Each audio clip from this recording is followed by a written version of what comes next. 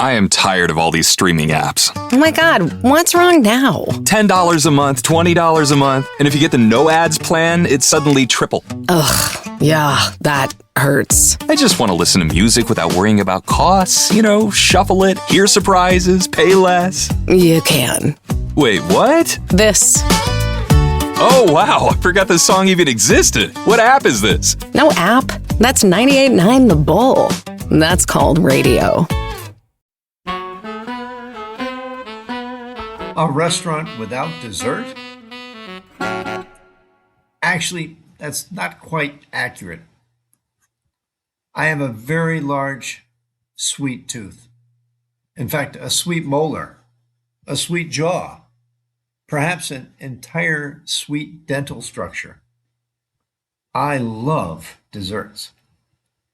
I love carrot cake, which may be my favorite dessert of all time, especially if the frosting is thick enough to require structural engineering. I love chocolate in almost all of its forms. I love chocolate ice cream. I love mint chocolate chip ice cream. I love brownies. I love cookies. I love Fig Newtons. I love peanut M&Ms. I love the little pieces of chocolate that somehow mysteriously disappear from the pantry, even though no one in the household admits to eating them. I know all the arguments against sugar. I also know about calories. I know about blood sugar. I know about moderation. I know about the stern looks from doctors, nutritionists, and well-meaning friends who say things like, Neil, at your age. Yes, I know. And no, I am not giving up dessert. Not now. Not in my remaining years, not voluntarily, not without a fight. Dessert to me is not just food. Dessert is the final punctuation mark on the meal. It's the exclamation point. Sometimes, if the cake is good enough, it is 3 exclamation points. Dessert is celebration. Dessert is reward. Dessert is childhood. Dessert is birthdays. Dessert is family dinners. Dessert is the thing you pretend you are too full for until someone else orders one and asks for extra forks. Dessert is that little sweet conspiracy at the end of a respectable meal. And then the other day, something happened that stopped me cold. I was in Urbano's Mexican restaurant in Lincoln, California, with some friends. We had finished our main meal, the plates were being cleared, the conversation was pleasant, the evening was unfolding as evenings in restaurants are supposed to unfold. So I did what I've done thousands of times before. I asked the waiter to see the dessert menu. He looked at me and said, "We don't have one." I assumed I had misunderstood. "You don't have one here at the table?" I asked. "No," he said. "We don't have a dessert menu." "No dessert menu?" "No. No flan." "No. No churros." "No. No tres leches cake." "No. No ice cream." "No. No dessert at all." "No dessert." Now, I've been around a long time, almost 8 decades, and I've eaten in fancy restaurants, ordinary restaurants, roadside diners, airport restaurants, hotel coffee shops, neighborhood joints, hamburger stands, Italian restaurants, Chinese restaurants, steakhouses, seafood restaurants, barbecue places, Mexican restaurants, Greek restaurants, delis, cafeterias, and more places than I could possibly remember. As far as I can recall, this was the first time in my life that I've sat down in a real restaurant, had a real meal, and asked for dessert and was told there is none. Nothing. Nada. Now, I want to be fair to Urbano's. The meal was fine. The waiter was polite. The restaurant may have perfectly good business reasons for keeping its menu simple. So I'm not writing a restaurant review. But I am writing a dessert lover's lament. But still, no dessert? Really? In a Mexican restaurant? No flan? No churros? No tres leches cake? Not even a scoop of vanilla ice cream with a little chocolate sauce and a reluctant cherry on top?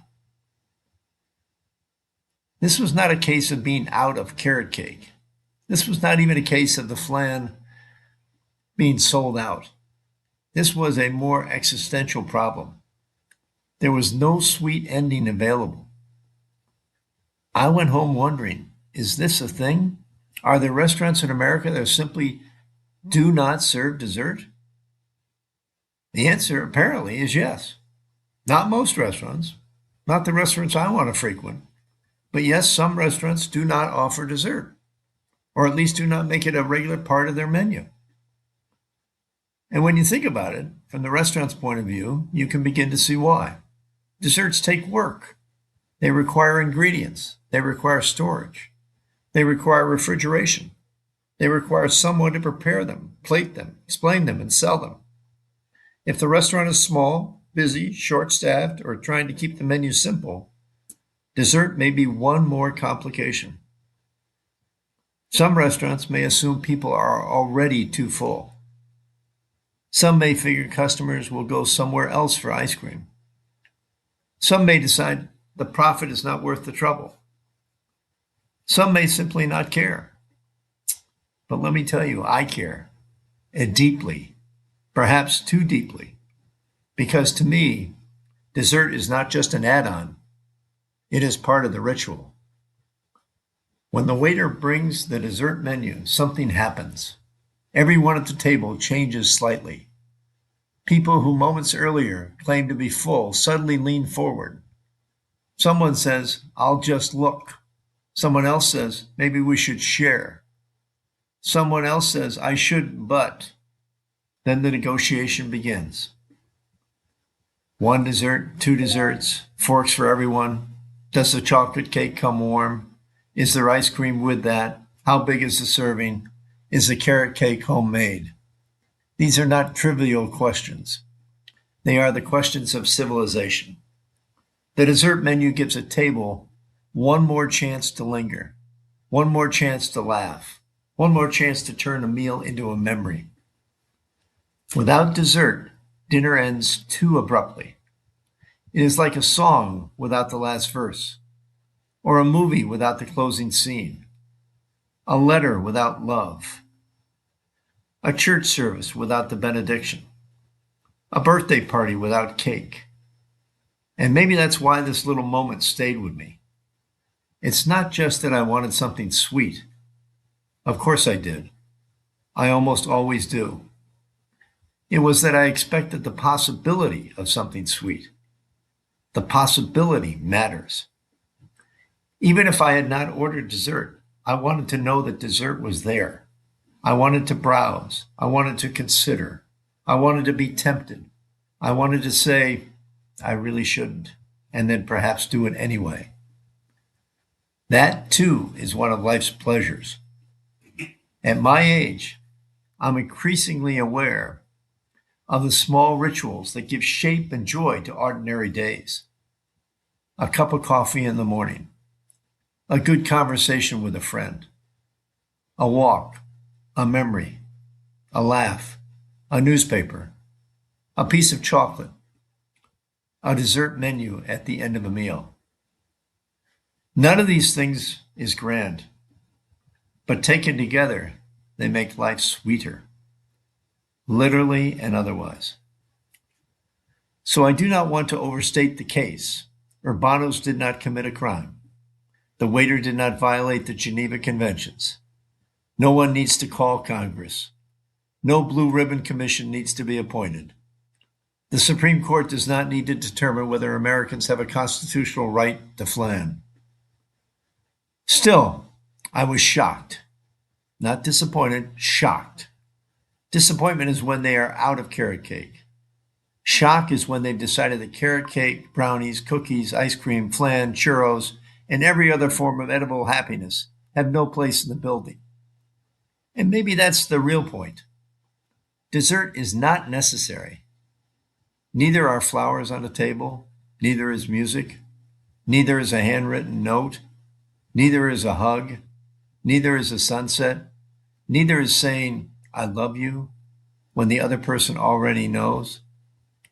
But life is not made meaningful only by what is necessary. Sometimes it's made meaningful by what is extra. The sweet thing, the unnecessary thing, the thing we could live without, but would rather not. So here is my modest plea to restaurants everywhere. Please do not give up on dessert. Keep the flan. Keep the churros. Keep the carrot cake. Keep the brownies.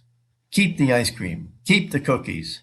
Keep the little menu that arrives after the plates are cleared and gives everyone at the table permission to dream for one more minute. And if you really must operate without dessert, at least warn people like me at the door. A simple sign will do. No desserts served here. Sweet-toothed customers enter at their own risk. I would still come in, maybe, but I would stop for ice cream on the way home.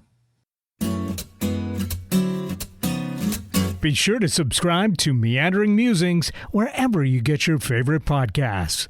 For more about Neil Peterson and to read more Meandering Musings and travel essays, visit meanderingmusings.net. Tell your friends about Meandering Musings and leave us a review on Apple Podcasts.